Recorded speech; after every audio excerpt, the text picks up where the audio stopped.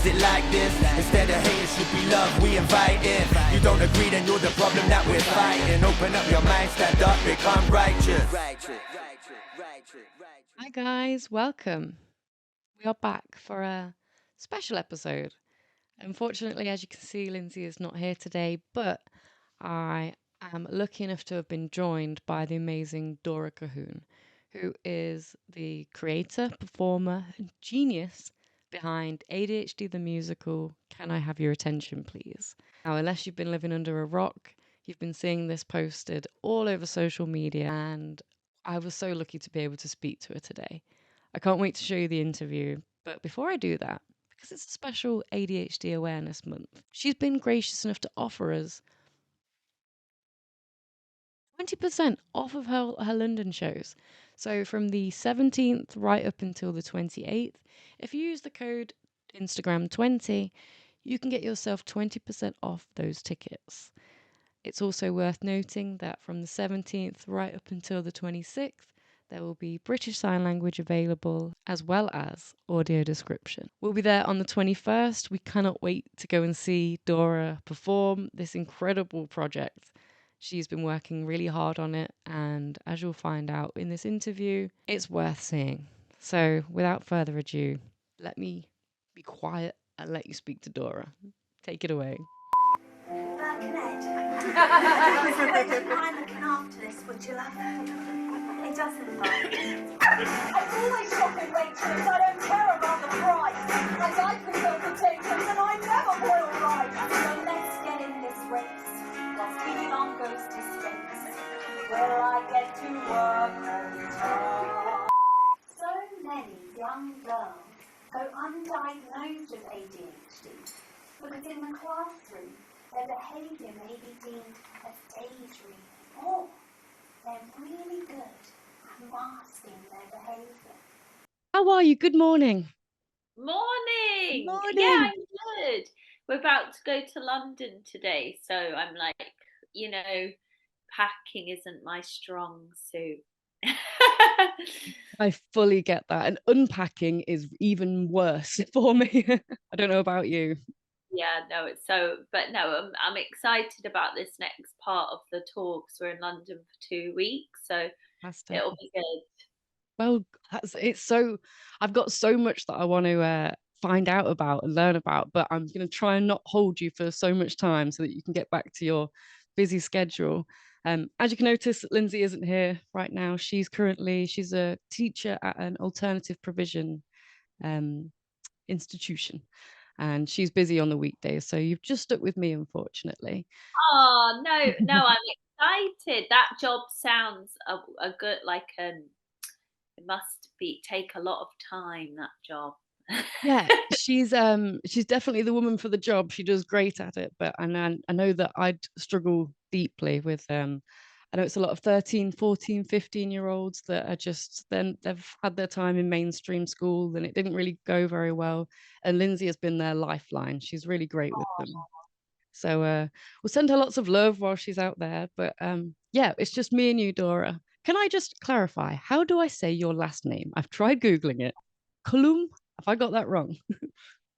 It's fine. You are not the first person, and you won't be the last. So it's phonetically like Cohoon. So it'd be like Cahoon, but it's just got a Q in there for good measure. I've been called Dora Colquhoun. Like there's lots of different pronouncements, and I think I've even been pronouncing it wrong. It's like so. Do you know? I'm not bothered. My word. Imagine having a name that you like. Even I don't know if I'm saying that correctly, but that It's kind of 'cause fits in with ADHD, does it not? it Just definitely does. second guessing yourself. Am I getting Yeah. this right? So, what is your background? I see that you've got a lot of acting in your corner, a lot of acting experience. How did you come about doing that?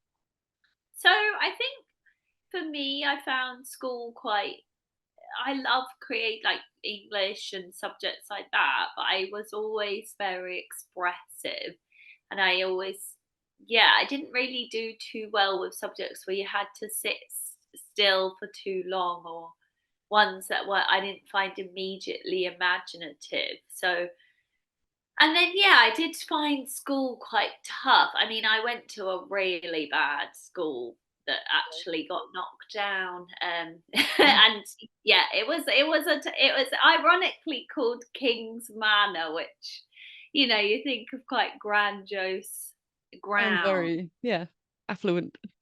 But yeah, so I didn't love school really, but I went to a quite a good college in Brighton, and I loved the drama teachers. It was like a sort of British, film.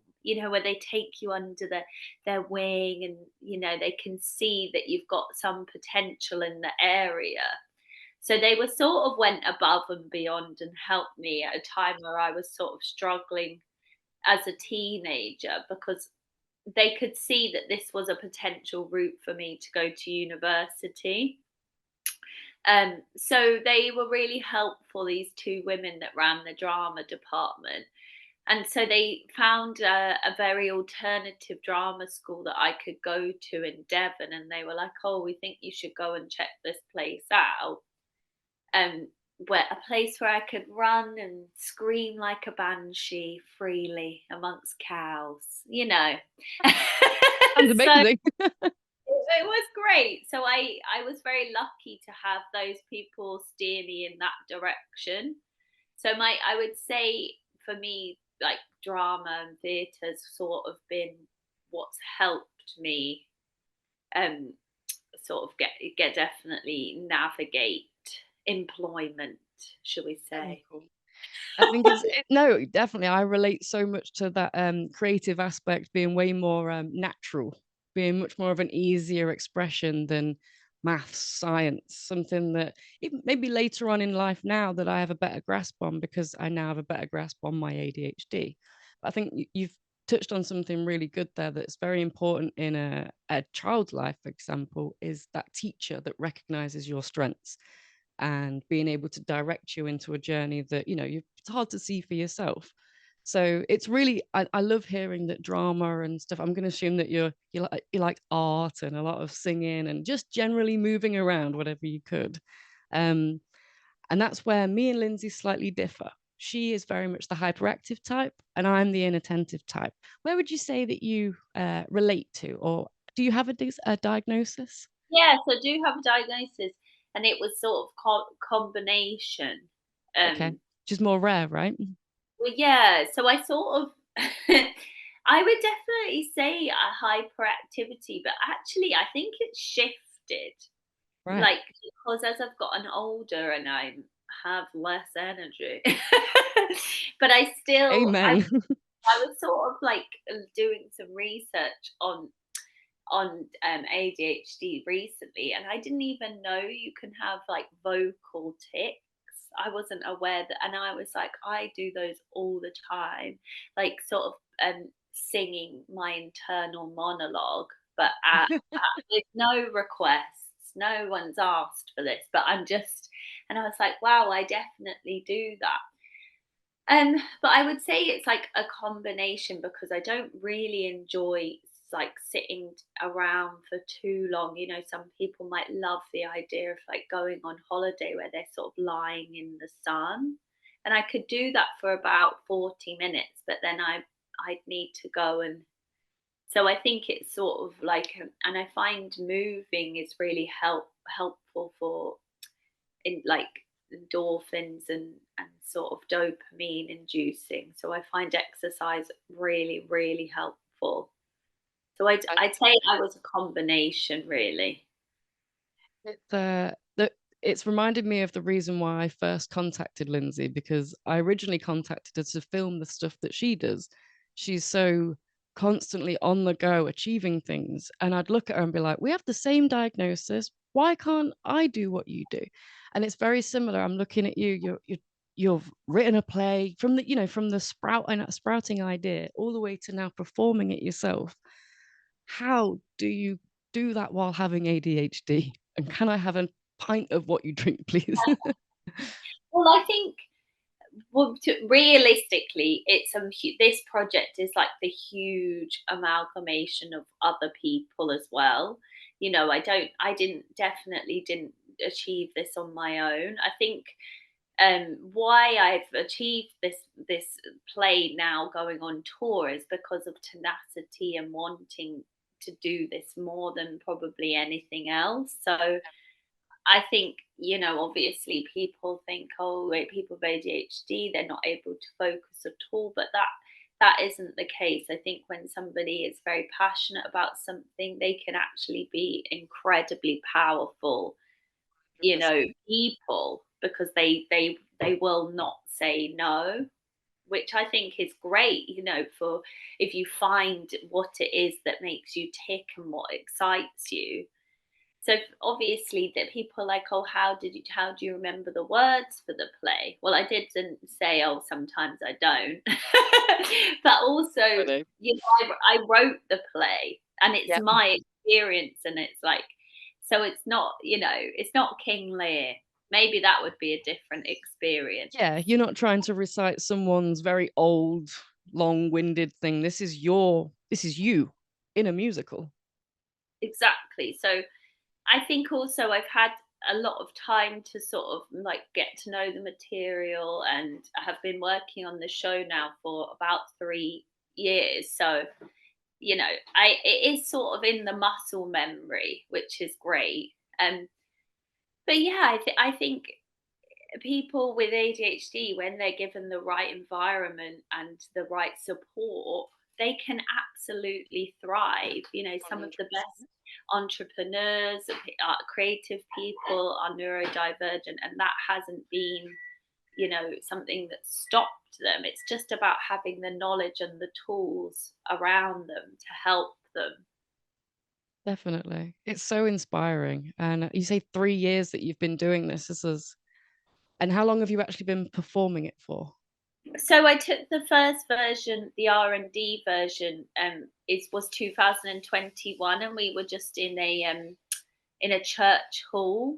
So it's Wow. now, yeah, so a really great little community space on Alec Road in Liverpool. And now obviously we're in London and Camden. So it's gone on a huge journey. And also, the varied spaces we're going to, like we just went to space in Bristol, and it was amazing. It was a cooperative, so nobody officially owns it, they all work together, and they don't receive like public funding, so it's a really radical space. And when I was there, they made us a community meal, and I got a fantastic hat with a feather in, and I thought, that's what I'm looking for from a venue. Wow. That is such a yeah, I mean, just those little tiny aspects can like set it apart, right? Rather than just like, what do you want in your green room? Instead, it's like, here's a beautiful little hat that we created for you. Whatever it is, it's Well, I did slightly steal it from the lost property, but with permission. So we won't mention that. We won't no, mention any criminal acts. yeah, but it's also like, then we went to Wakefield Royal, which is a fantastic old theatre that's incredibly traditional. So with this in such incredible architecture, we went to Devon, where I went to my old university, which was amazing, because I think about myself as an 18-year-old girl arriving there and not knowing I had ADHD, and sort of navigating that, and then being there as a 34-year-old woman performing my biographical show, and that experience of like, it felt like quite a special moment for me. Imagine like a full circle moment, like, oh, I'm back here with a very different perspective in a different time. 100%. And yeah, that was a really great show, and it's obviously like everybody like is obviously similar, but there are differences, between slightly cultural differences between these different places that we're going. Some people might have more access to theatre or the arts than other places, and but I'm finding the general response to the show is that people want to talk about ADHD, regardless of whether they're in Scarborough or in Dartington in Devon. So it's like, but it's really exciting and brilliant that people are so open to these conversations. I think having that creative medium as well, rather than just solid text that people could, or like a conversation, which is important, but can be a little bit mind dulling for the average person with ADHD that likes, you know, their information bang at them. Is this something that this musical can do for them? It's from what I've read, it's not your average musical. There's a lot of different aspects to it. Can you explain a little more? Yeah, I think it's definitely helping people view ADHD from one sort of, following my perspective, but it's not a linear narrative. It's, as you would imagine, jumping from different one thing to another, and it has audience interaction.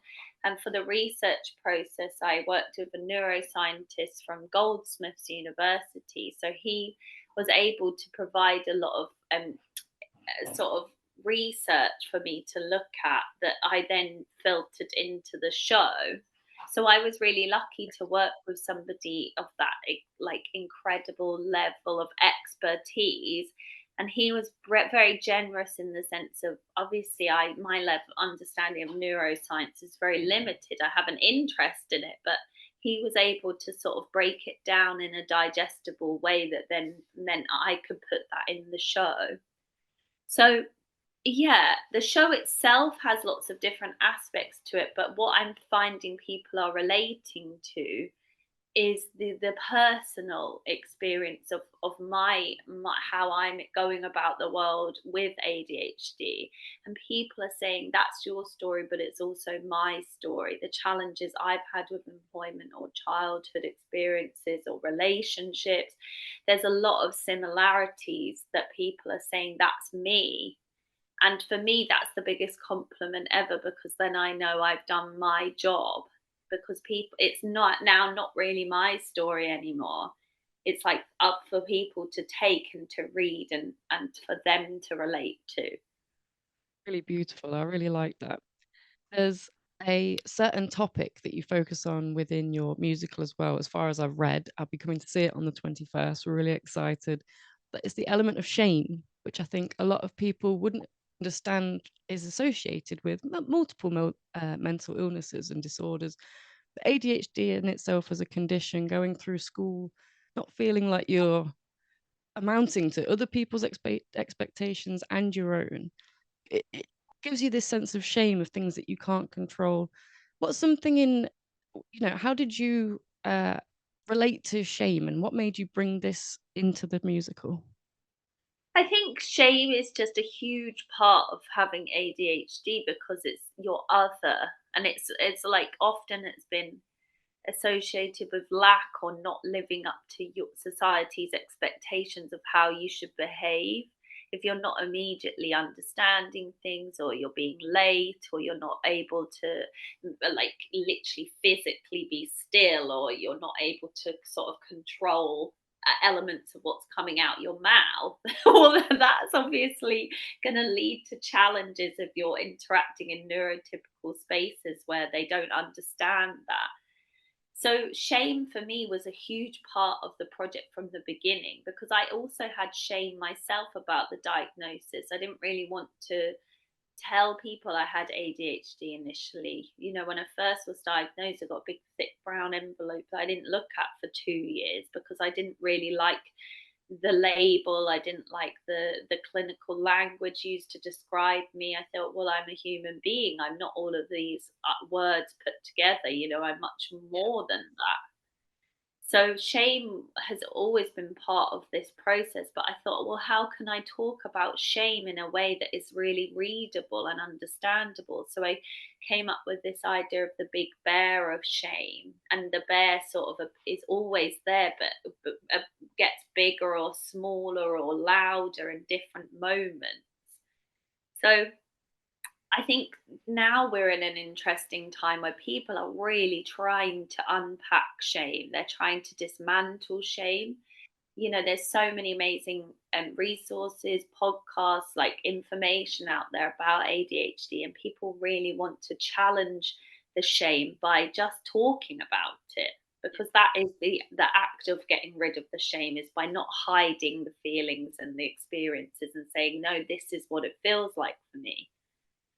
So yeah, shame has been a big part of the process, and I've been looking at ways to sort of combat the shame, and one of them is this idea of radical self-acceptance, which I think is an amazing way to look at any mental illness or challenge. I mean, it's not easy, but it's definitely something to aspire to say, I am who I am, and there is no need to apologize for it.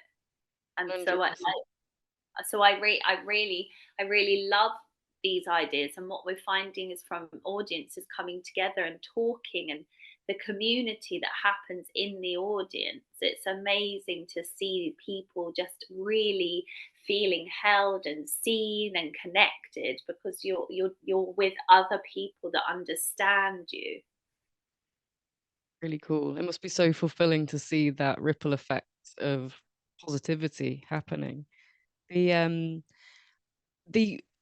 almost I'm trying to think of the word, the contrast between shame and expressing yourself creatively, say on stage. These seem like two things that could clash in terms of embarrassment, having that sense of confidence.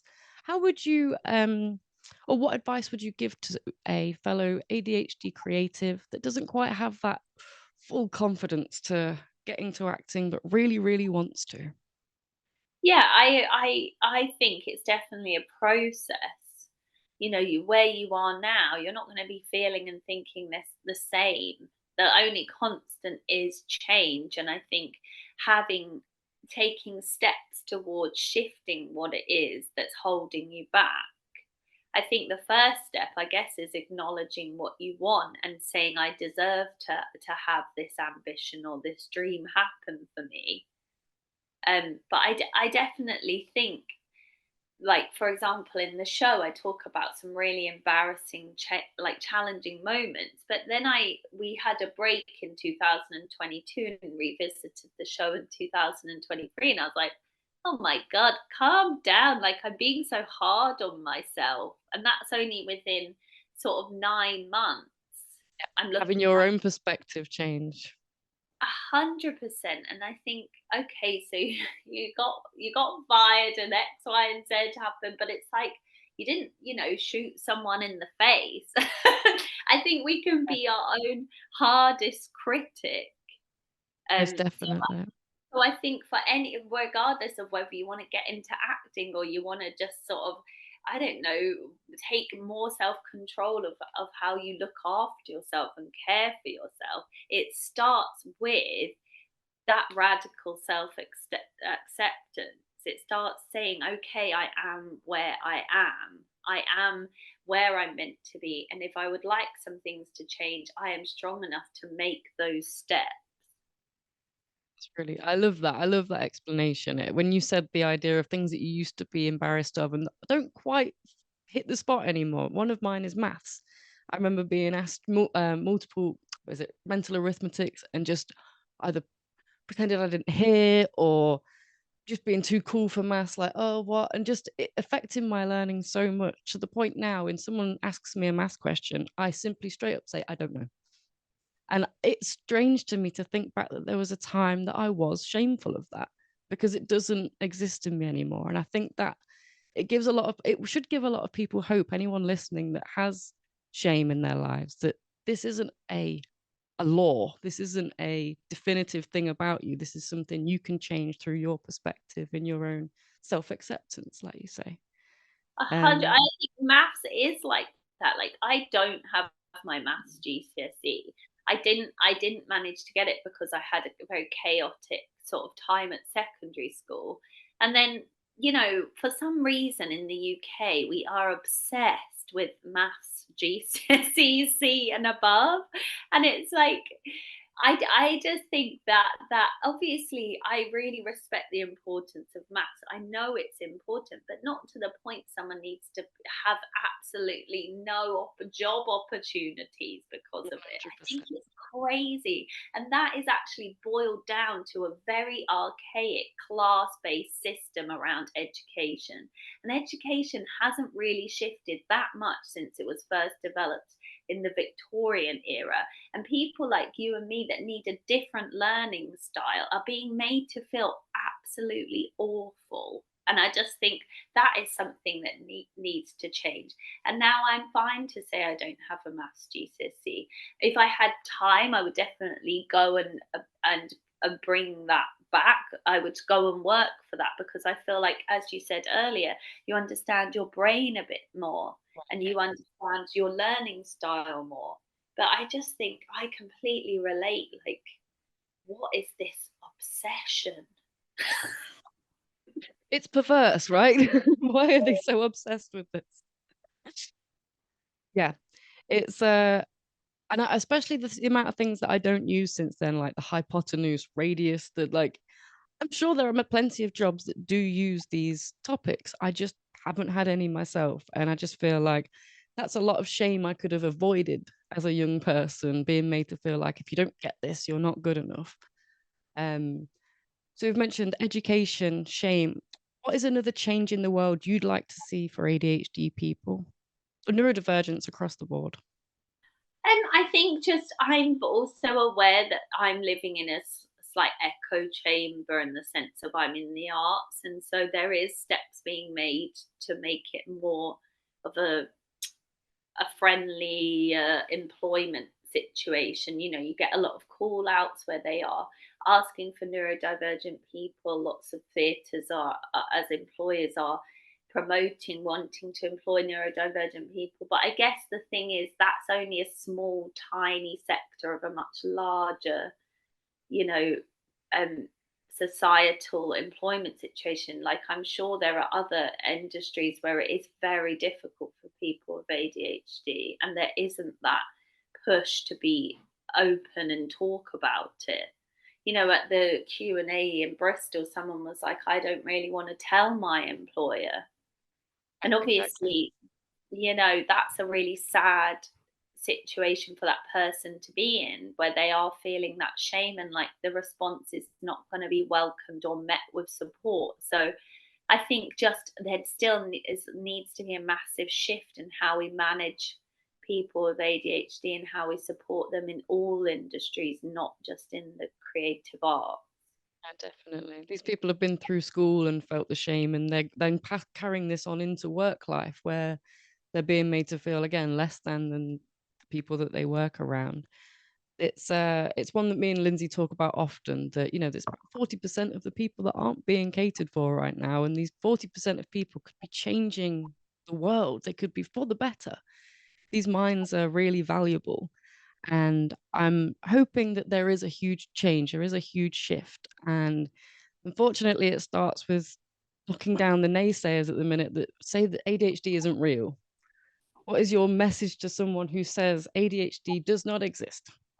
I would just say that that is such a rigid and limited viewpoint, and that I would say, come and see the show, go and do some research. You know, the likeliness is that they have a friend or a family member or somebody in their circle that has ADHD.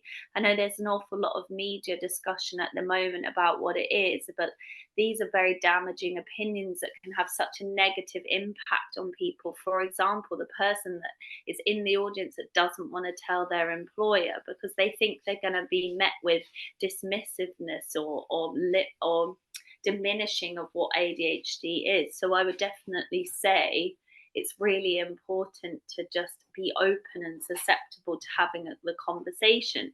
Obviously, if you don't have ADHD, you're not going to immediately know what that means. But I think, like, I would never tell somebody, oh, what you're experiencing isn't real.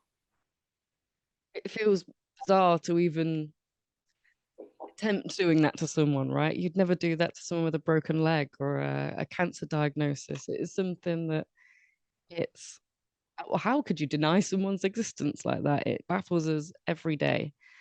And I'm aware that I'm keeping you for a very long time, Dora. I'm very sorry. You've got stuff to do. So I want to ask you one last question, if that's okay with you. You're performing, creating, doing all this stuff. How do you manage your own mental health while on stage and moving and packing, like you say? Yeah, it's definitely a process. I think I'm very lucky to have a supportive team who are Okay. involved in the performance, and you know, we've got a really fantastic director who's also doing some on tour of us doing access and pastoral stuff. So I'm Wow. also, yeah, so that's part of the process. Is we've got somebody there that people can check in with, which is really important. And I also do speak to a therapist for this process because it is can be overwhelming. And then I think just trying to eat right, exercise. I mean, it's not perfect, but it's a process. But you 100%. know, being able to perform and to share my work with other people is like what I want to do. So this is obviously a huge gift to be able to take this show on tour. It's like you just grabbed it by the cojones, by the sounds of it. Exactly. So I'm really loving sharing the work and having audiences see it. Fantastic. I love having you here today sharing this with us. And like I said, we can't wait to be there on the 21st. I think we've got a few audience members that also of ours that really want to come and see you. So thank you so much for coming to talk to us. I'm sorry I've taken 30 minutes of your time. Thank you so much, Dora. You're amazing. Oh, thank you. I've had a lovely time talking to you and I can't wait to meet you in person. If you get to meet you in person, I will die. That is so rubbing shoulders with celebrities now. Thank you so much, Dora. I hope you have the best day. Good luck with the rest of your performances, and we'll see you on the 21st. Bye. Walking in Melbourne, the blue suede shoes. Share is enough. Understand and be aware we're so fragile. There we go.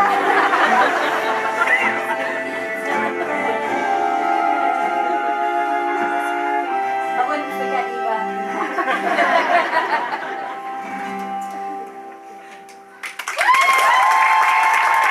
You have it. Please, I'm pointing that way. Please use this code Instagram20 to get 20% off of your London ticket. And they'll be running from the 17th to the 28th. So get them now. Thank you again. Dora, you've been amazing. I really enjoyed chatting with you, and I cannot wait to come and see you on the 21st. And I know Lindsay can't either. This has been a great addition to ADHD Awareness Month, and we're really thankful for the good work that you're doing and the amount of people that you are touching, the lives that you are changing with this creative project. So in the meantime, good luck, Dora, with the rest of your shows. We'll see you on the 21st. Get your code, get your tickets, use the code even. And we'll see you for our usual live Wednesdays. See you at 7 p.m. on Wednesday. Lindsay will be back. And again, why do I keep pointing that way? Get your ticket. Fair. See you later. And thank you, Dora. See you on Wednesday, guys. Bye. Why? Why is it like this? Instead of hate, it should be love we invite in. You don't agree, then you're the problem that we're fighting. Open up your mind, stand up, become righteous.